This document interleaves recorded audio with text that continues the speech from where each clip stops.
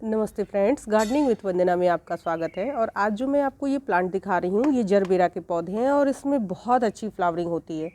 और आप चाहते हैं कि एक बार फूल आ जाए और वो महीनों तक रहें, तो आपके लिए जरबेरा बहुत ही अच्छा प्लांट है।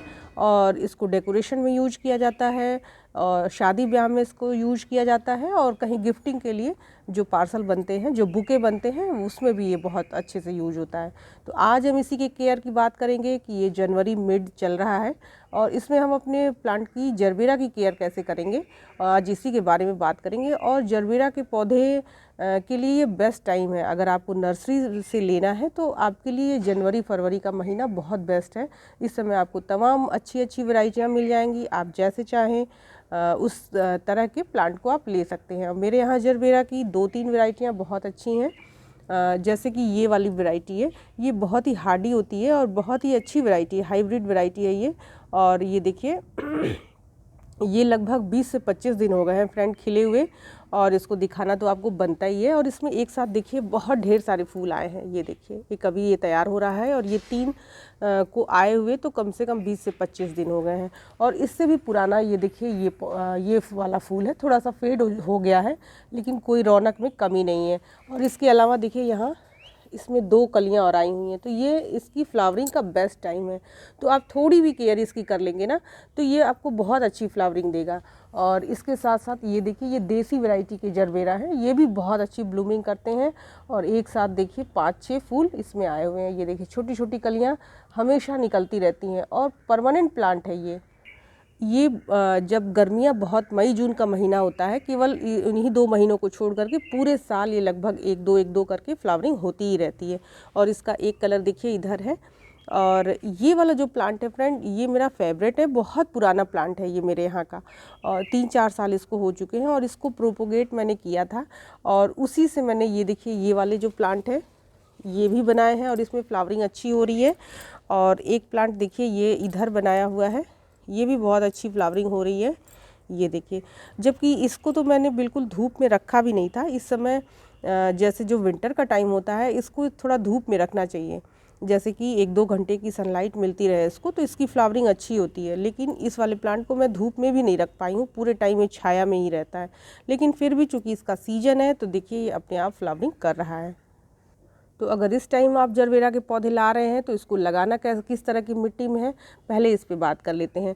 तो फ्रेंड इसको थोड़ा पानी कम चाहिए होता है और सनलाइट की भी रिक्वायरमेंट इसकी कम होती है, यानी इसको पानी भी कम चाहिए, यानी वेल ड्रेन सॉइल इसके लिए बनाया जाए तो ज़्यादा अच्छा रहता है।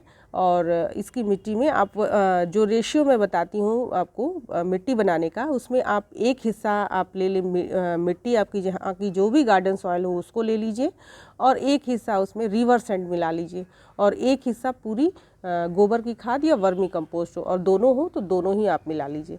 और एक अच्छी सी वेल ड्रेन सॉइल तैयार हो जाती है जिसमें कि ये प्लांट लगा सकते हैं। अगर आपके पास इस समय धान की भूसी या राइस हस्क जिसको बोलते हैं वो भी मिल जाए तो आप थोड़ी उसको भी मिला लिया करें।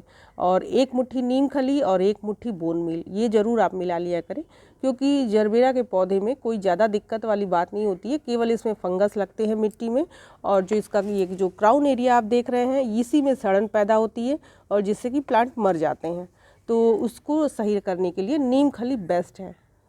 तो 1 मुट्ठी नीम खली और 1 मुट्ठी बोन मील मिला करके आप इसको तैयार कर लेंगे तो आप देखेंगे कि बहुत अच्छी मिट्टी बन जाएगी। और उसमें प्लांट को लगा दें।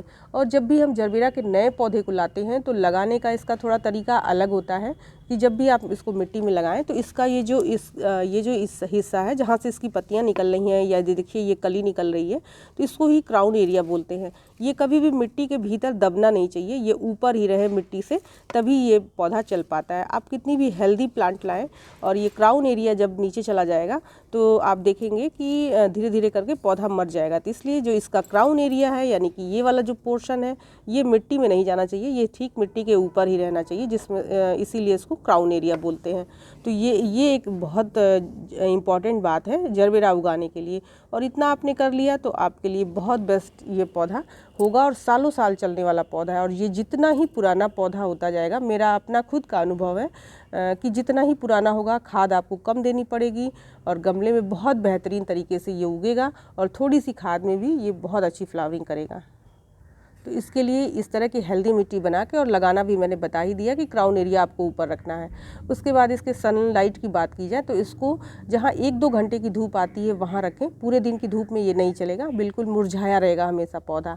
तो इसलिए जहाँ सुबह सुबह की धूप आए, 7-8 बजे की जो धूप होती है वो 1-2 घंटे इस पर पड़े, तो इसकी ग्रोथ के लिए बहुत अच्छा है, प्लांट बहुत हेल्दी रहेगा। लेकिन पूरे दिन की धूप में ना रखें। तो जो सेमी शेड वाला एरिया होता है उसको ये बहुत पसंद है। जिसके यहाँ छायादार रहता है या बरामदे वगैरह में भी आप रखेंगे तो भी ये बहुत अच्छे से चलता है। तो ऐसे लोग जिनके यहाँ धूप कम आती है उनके लिए जरबेरा के पौधे बहुत ही अच्छे होते हैं। और एक बार खिलने के बाद ये इतने लॉन्ग लाइफ होती है इसके फूलों की कि ये बहुत लंबे चलते हैं, 20-25 दिन तो आराम से चल जाते हैं विंटर के टाइम में। तो आप इस तरह के पौधे आप ज़रूर अपने यहाँ लगाएं। तो अब बात करते हैं इन पे पेस्ट अटैक की। तो फ्रेंड, इस पे मिली बग भी कभी कभी लगती हैं। तो बहुत ज़्यादा अगर लग गई हैं तो कोई भी इमीडाक्लोप्रिड का आप छिड़काव करें, लेकिन आप थोड़ी सी सावधानी रखेंगे तो इसमें किसी तरह के कोई पेस्ट अटैक नहीं लगते हैं। अब अगली बात, इस पर फर्टिलाइज़र की बात हो जाए तो फर्टिलाइज़र में आप इसको जो चाहें दे सकते हैं। अगर आप केमिकल फर्टिलाइज़र यूज़ करते हैं तो इसके लिए NPK 19-19-19 और एप्सम सॉल्ट, ये दोनों को मिला करके 1-1 ग्राम ले लीजिए, 1 लीटर पानी में घोल करके थोड़ा पत्तियों पे छिड़काव कर दीजिए और थोड़ा सा मिट्टी में दे दीजिए, तो ये बिल्कुल अच्छे रहते हैं। इसके अलावा आप अगर चाहें ऑर्गेनिक, अगर आप काम करते हैं अपने गार्डन में, ऑर्गेनिक चीज़ें यूज़ करते हैं तो वर्मी कंपोस्ट या गोबर की खाद आप इसको दे सकते हैं। और गोबर की खाद या वर्मी कंपोस्ट अगर देने की जगह नहीं है, जैसे कि जड़ें बहुत ज़्यादा देखिए फैली हुई हैं, बहुत ज़्यादा आप गुड़ाई नहीं कर सकते हैं, तो क्या करें कि हल्की हल्की यहाँ ऐसे किनारे किनारे हल्की हल्की देखिए मिट्टी इतनी पोरस बनाएं कि देखिए हाथ से ही छूने पे ये देखिए एकदम भुरभुरी मिट्टी होती है। तो ये एकदम फ्री फ्लोइंग मिट्टी हाथ में आप लीजिए और मिट्टी ऐसे नीचे गिरे। इसका जो ऐसे हम जब लड्डू बनाएं, मिट्टी की यही पहचान होती है कि जब हम ऐसे लड्डू बनाएं तो लड्डू ऐसे फूट जाएं, ऐसा ना हो कि वो पूरा लड्डू बनने लगे। ऐसे एकदम बिल्कुल भुरभुरी सी मिट्टी बनाएं, इसके लिए यही बेस्ट होती है। तो हल्की सी आप गुड़ाई करके और इसमें कोई भी लिक्विड फर्टिलाइज़र आप दे दिया करें। लिक्विड फर्टिलाइज़र में देखिए ये मैंने सरसों की खली और नीम की खली इसको भिगा के रखी हुई है, और ये ढेर सारी है चूँकि मेरे यहाँ बहुत सारा प्लांट है। तो इस पे वीडियो एक आएगी कि इसको कैसे बनाते हैं और इसमें क्या क्या और आप डाल सकते हैं इसकी जो वैल्यू है उसको इन्हेंस करने के लिए।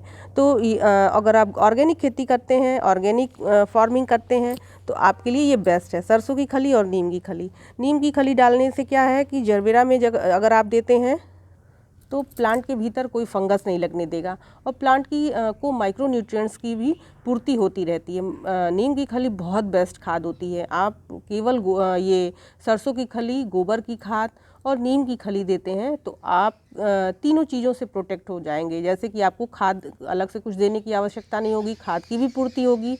नीम खली देने से माइक्रो न्यूट्रिएंट्स भी पूरी तरह से मिलते हैं प्लांट्स को, और उसके अलावा नीम खली देने से क्या है कि पेस्ट कंट्रोल भी बहुत बढ़िया होता है। मैंने ऐसा देखा है कि नीम की खली डालने से पेस्ट कंट्रोल बहुत होता है, और काफ़ी हद तक मैंने जितने भी मैंने इमीडाक्लोप्रिड वैसे मैं रखती हूँ, लेकिन इतना यूज करने की ज़रूरत मुझे नहीं पड़ती है केवल ये नीम खली देने से।